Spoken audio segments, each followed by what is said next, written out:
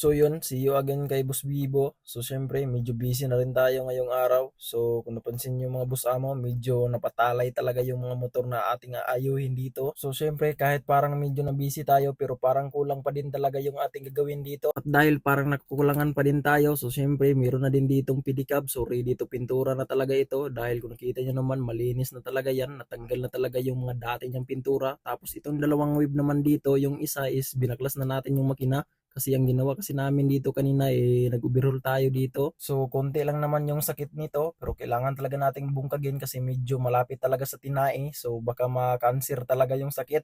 So dito binaklas muna namin yung head ng cover ng ating Raider 150, tapos nag-filler gauge tayo dito. Ang sakit kasi nitong motor natin parang palong-palong yung kanyang andar, so hindi ko na talaga alam or lumabad na talaga yung ulo ko kung ano talaga yung sakit nito. So ayan, tinulungan muna tayo ni Boss Agong kasi sobrang kapoy talaga. So medyo basic lang naman yung ginawa natin dito. Nagkuha lang ako ng 0.20 na filler gauge So ayan, pinasok ko dito sa medyo exhaust, so hindi talaga pasok. So 0.15 yung pasok dito sa exhaust, tapos dito naman sa intake 0.10 Siyempre fast forward tayo, nagtanggal tayo ng tapit dito, valve tapit niya. Tapos itong shim is balhinin natin. Kung nakita nyo, mayroong nakalabas na lagayan ng cams kasi nakagdan siya. So kailangan talagang ipalabas yung ating kanya-kanyang diskarte dito. So bali nagliha tayo dito, ginamitan ko ng lagaring bakal dito sa pagliha. So siyempre yung ibang dalawang tropa natin dito, naglanat-lanat talaga sila kung sino yung makauna. Kasi kung sino yung makauna, sila na din yung manalo.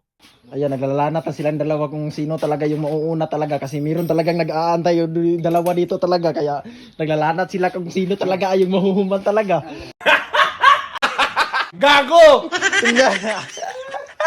So medyo basic lang naman yung ginawa nila dito. Kinuha lang nila yung stock pintura para ma-repaint natin. So ayan, balik naman tayo sa motor natin. So medyo nagagabihan talaga tayo. So on muna natin yung susi dito. Syempre, flat screw lang yung susi dito para hindi manakaw. So tingnan nyo naman yung speedometer natin. Parang buwang-buwang talaga yung kahimtang. Kailangan mo nang pukpukin para gumana talaga. So tingnan muna natin yung makina natin. Medyo liking-liking talaga yung kahimtang. So start muna natin. So parang naka-anim na start ako dito, kick start. So parang dun lang din siya umandar kasi nga medyo nalulumos yung carb natin kasi nga nag-flooded talaga.